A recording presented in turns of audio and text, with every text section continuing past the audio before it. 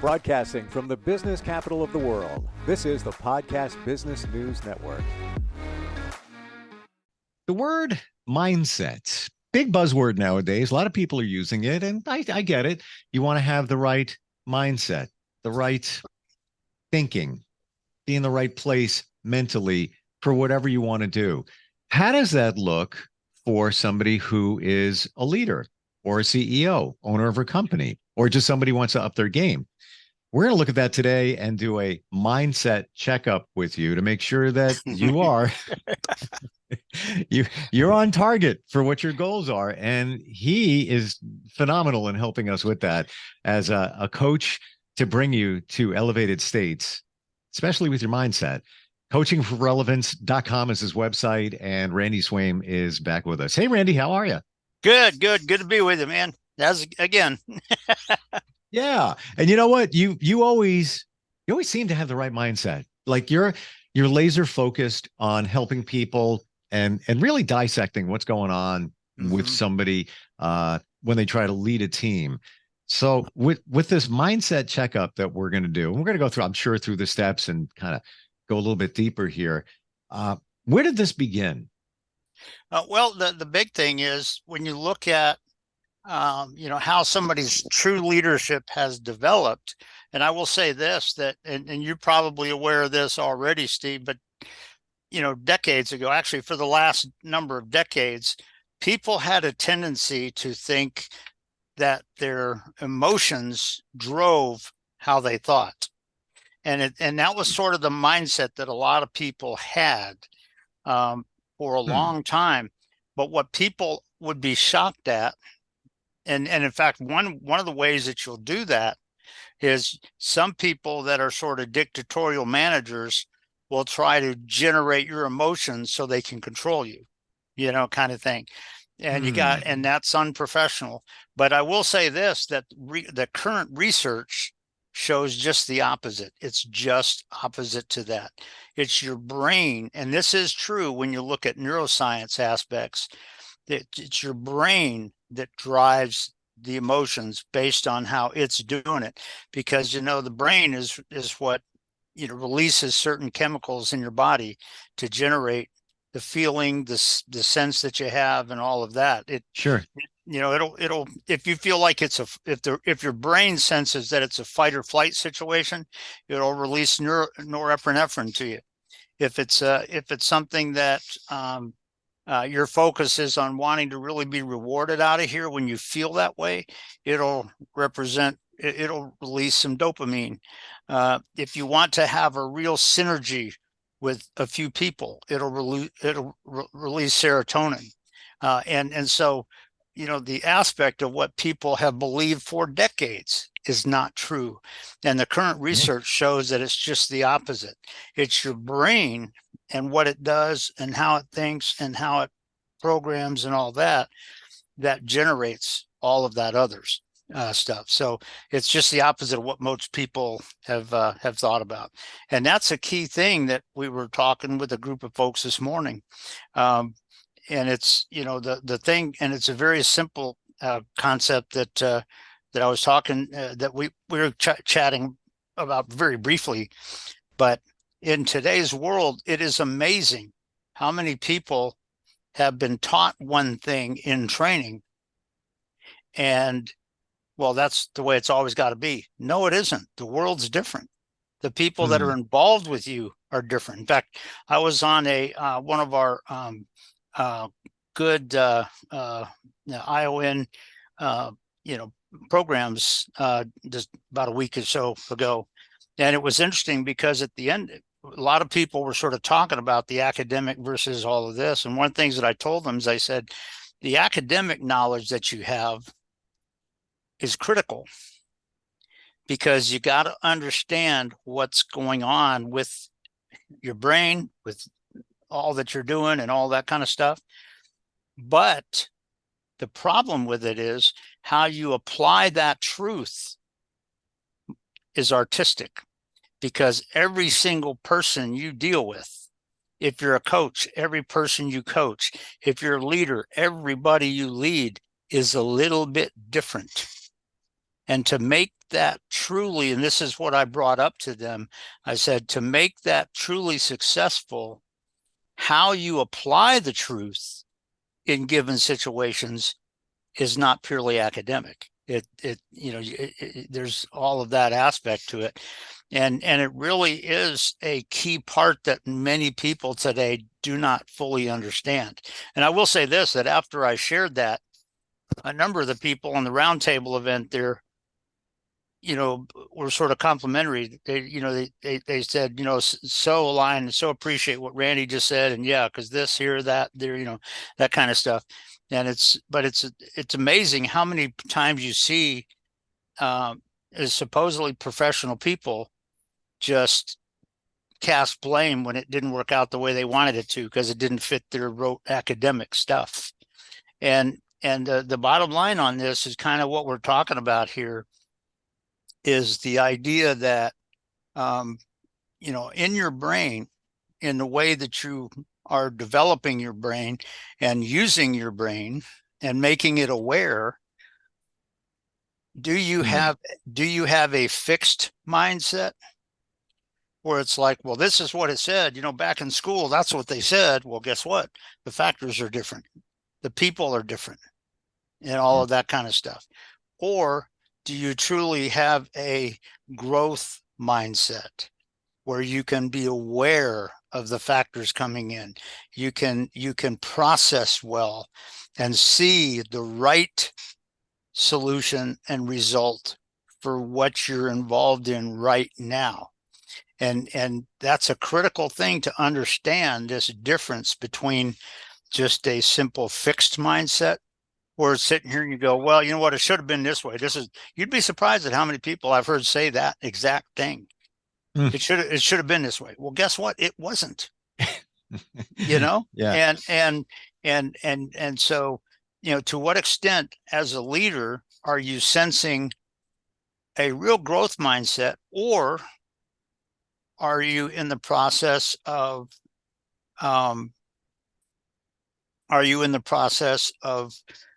just going back to your rote things and saying, hey, I made the right call.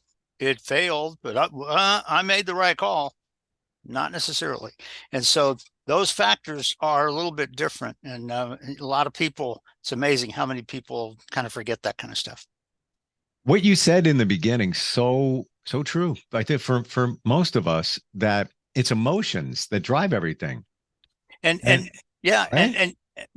the key is, a lot of people say that's what historically people have said, that's what drives your brain. No, it isn't. Right. That's what I'm saying. And even it's your brain that's creating that.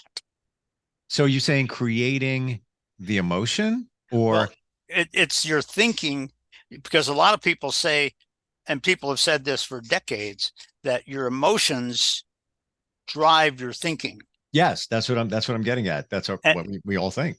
And that is totally incorrect. In fact, modern research has showed just the opposite, that it's your brain that drives the emotions, and it's the mindset and everything. And that's what, so that is one thing that people have believed for decades and have been taught. But modern research is showing that is not true. It's just the opposite. And that's very aligned with neuroscience. It's very surprising, because even in the advertising world, things are done to play on your emotion. For example, they are. Fear, vanity, sex, money, all of the 7 main principles to touch your emotion, to make you act on that in whatever way that they're trying to get you to act on. Yeah. And the real way, because that is the old school sales aspect of it, which is not really professional anymore. What it is, it's a control mentality. But you look at people that really now that are great salespeople, they connect with the prospect. They find out what the prospect is really looking for. Yes.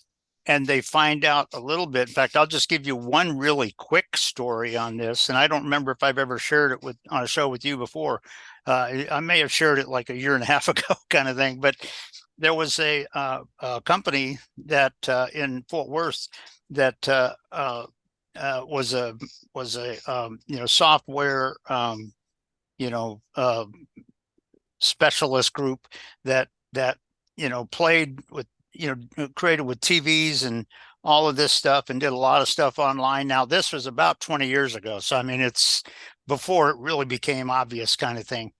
And what I did was one of the guys that was the salespeople.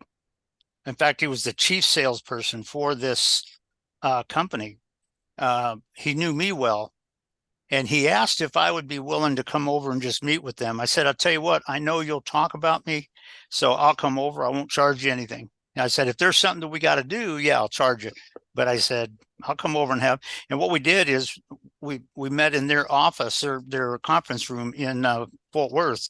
And the people that were in it was himself, one other salesperson, the IT person, the head of the IT stuff for the company, and the president of the company, who traveled down from Amarillo for this meeting. And we were all in there. And what was amazing is we got to talking a little bit, and they were trying to talk about their sales aspects to it. And so I looked at him, I said, well, I'll tell you what. And I pointed to him like this. I said, show me how you would normally do it. Because this is a good picture of the difference between these two. And he was going kind of like an old school sales and stuff. And you could tell he was trying to convince, because I told him, I pointed to the IT guy and I said, there's your prospect. Show me how you do it. And you could tell his whole mindset was in, kind of trying to convince this guy to just do it. And he looked at me, he said, so that's kind of how we do it. He said, what do you think? And I said, well, to be honest, I'd do it quite differently. And he looked at me like this and he said, oh, really? I said, yeah, looked at it quite differently. He said, well, how would you do it? I said, I would just ask 2 questions. And he went, really? I said, yeah. He said, what 2 questions? And I looked over at the IT guy and I looked at him like this. I even sort of leaned forward across the table like this. And I said, how is your current system holding you back? Tell me how your current system is keeping you from the goals that you're looking for. It's holding you back. And I looked at the guy and I looked at the sales guy. I said, how do you think most of your prospects would answer that question? And he looked at me, he said, well, they'd probably say, I don't know. I said, that is exactly what they would say, because they probably don't know, which would lead me to my second question. He said, oh, really? What's that? And I looked at the IT guy. I said, would you like to get together and just have some conversations about that so you can kind of uncover how this is holding you back or not? And I looked at it, and the president of the company and the sales guy were both like this, looking at me and each other. And it was like, wow. And I said, that's what you got to be thinking about. So what it is, it's getting their thoughts going, not controlling them, not trying to convince them to buy your stuff, but finding out how what you bring together is really what they need. What you did was make the IT guy think about his pain point. There you go. There you go. And that's a coaching a prospect. But guess what? When he gets clarity on the pain point, and he's going to see the connection between what you bring and what he needs, and he's going to say, yeah, let's do this. Do this. Because now, not emotion, but isn't it logic came into play, meaning thinking? The logical processing to get a clear picture on where they're wanting to go and what is it that's holding you back. And that is the key part of it that so many people don't get. And it was kind of interesting because, when we closed it, and the president and he both were very appreciative that I came over, and we, when we left, he actually sent me a text and he went, What were those two questions again? And I texted him right back to him the same questions, and I said, but he gained an insight in that it's not just that aspect about whether it's the brain that does the emotions or vice versa. The truth of that is very different than what most people try to do today, and it's and that's what people don't understand about true leadership and about neuroscience aspects of kind of why that's important. But the true leader is working and connecting with your people so that, boy, they see the value of this. And you know what? I want to make this happen. Let's do this. And they're And vested, they're on yeah, board. And even what you did there, you could take that one little exercise, that mindset, and move it, shift it over to somebody that, let's say you're a leader and now you have a team member, and yep. to reframe it and say, so how could things be a little easier in terms of productivity in your department? Or couldn't they be? Or however you want to phrase it. It's almost Or, as you're assuming it. or what's your big stress in what you're doing right now? Oh, well, the team just doesn't work together. Okay, why not? How does that show up and what's going on there? And now if somebody just goes crazy and just starts to blame everybody else on the team except himself. Okay, that's an arrogant thing that is not professional. But a lot of times if you get people really involved in that and considering it, all of a sudden some real clarity in solutions comes up. And I but have a it's I this have a question. but it's this aspect that is the key difference. Go ahead. In what you were doing before, we took a sales approach to it. Mm-hmm. If you are a team leader, Mm-hmm. owner of the company, and you're dealing with your team, are you in many ways selling something? By that, I mean selling the positivity of the company, you want them to buy into it, is where I'm Mm-hmm. going with that. Your Mm-hmm. team, you want Mm-hmm. to, and I don't mean this in a bad way, like Yeah. brainwashing, Yeah. Yeah. you know? Uh, there is, but the question that I would follow up with that people need to think about is, okay, and what's the artistic correct way to do that? And Oh yeah. the way that you do that is not from threatening people or making them feel threatened because you're telling them what to do, but it is, okay, so this is what you want. You know what? That's what we want too.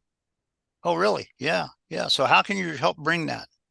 Oh, Mm. yeah, kind of thing. And all of a sudden, people start coming together in synergy, and now magic happens. But you don't get that from the old-fashioned way that so many people think, in terms of today, because it's not about you just pointing fingers and telling people what to do. And you better do this because we need this. No, it's deeper than that.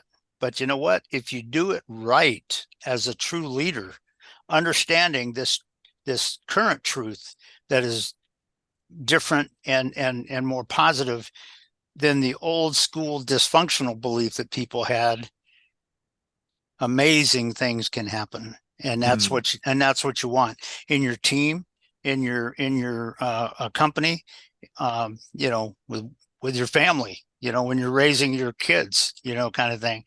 Being able to bring that together like that is Mm. just a key part of it, that because people go back to something they thought was true 25, 35 years ago, it wasn't true then. Current research has shown that it's the other way around from what most people have when you hear people that are going for the emotions right up front, 9 times out of 10 they're just playing control freak games. Well, it seems reasonable if somebody is thinking that they're working on your emotion, they're looking to press your button Yep. emotionally, Mm-hmm. but that's not And the way it works. that's right. And in fact, what is your reputation if that's the way your clients are starting to perceive you? Because remember, I think I shared last week where when you talk about leading your team, the idea it's connecting with them in such a way that they feel aligned. Mm-hmm. It's not about controlling them and wrapping a chain around their neck and pulling it this way. It's about You making them feel that, you know what, I want to be a part of this. I'm going. And the same thing here with your clients in sales like that. But these are aspects about the brain and the neuroscience applications of it and the awareness of it, and what some of the current research has shown that that people need to rethink and change how they do what they do, particularly when you're talking about sales or leading your team or whatever, because there's a lot of factors in there that most people in today's world don't fully understand. Yeah. I open my eyes because I think everything's emotionally driven. Is there a piece of emotion that comes into play in all of this? In terms of what do you say? What do you? What's the picture of what you're asking? In leading your team, or even, I don't want to say selling somebody something. Yeah. Does emotion come into play at some point? Yeah. And the question that I would ask if somebody was asking that question and I was coaching them, you know what my next question would be? Steve, go Google it. No, I'm sorry. No, no, I wouldn't do that. But I'd say, hey, Steve, what should drive the emotion? Your mind. What would make your mind want that to happen and make your body feel that emotion? You see where I'm going with that? Yeah. It's the aspect of it's not generating the emotion so that you're off scale and I can just tell you what to do, but it's getting you aligned in such a way when the emotions are well worth it when they come into it willingly on their own, and some magical results happen. And you look at the team and you go, and there's one thing about a leader, very often you look at your team and give them a thumbs up. Yeah, you're the leader, but they should get the credit sometimes. 1,000,000,000%. Yeah. And so that's just the aspect of that. There's several questions that I would follow on with that if somebody was kind of raising those questions to me, because all that is applicable when you're talking about this aspect, because it really, that the emotions can happen. That can be normal, but it comes from what the brain gives. And you know what, if they go into a certain mission, if you will, and their brain feels like I can't contribute, I don't even know what, I'm missing the boat here, they're not going to have a positive emotion. But if they go in and they see, you know what, oh yeah, he reminded me of one thing, and not the leader, but a team member, and they feel oneness in the team, and the team starts progressing, and the whole team goes, yeah. That can be good. But and as a true leader, that's the kind of thing that you want. It's not about you. It's not about you just getting a pat on the back. It's about, the team being truly magically successful. And that's when you're doing your job. So leave the emotion out of it. Yeah. Use the logic and go to the website so you can start the conversation with Randy and learn all about this and how to lead your team effectively. We find you at coachingforrelevance.com, right? That's right. Coachingforrelevance.com. And as you know, I don't do sales pitches. So I just, kind of meet people and build friendships. If somebody has a need, we'll come up with something. But they don't feel like I'm going to be selling them from day one. But if they have a need, we'll talk about it. But building relationships, that's what life is about. It really, truly is. And I truly believe that more of us need to realize that it's, when you're working with somebody, whether it's a client, whether it's a team member, it's not just another person, it's a relationship. You're together for a reason. Whatever that reason puts you together, it could be anything, could be fate, whatever. Yeah. It's happening, I believe, for a reason. Why you found that client, or why that team member or that person is on your team. So cultivate that relationship, appreciate that relationship, be grateful for that relationship. And there it grows from there. Thank you so much for being with us today, Randy. Well, my pleasure as always, Steve. We'll look forward to doing it again.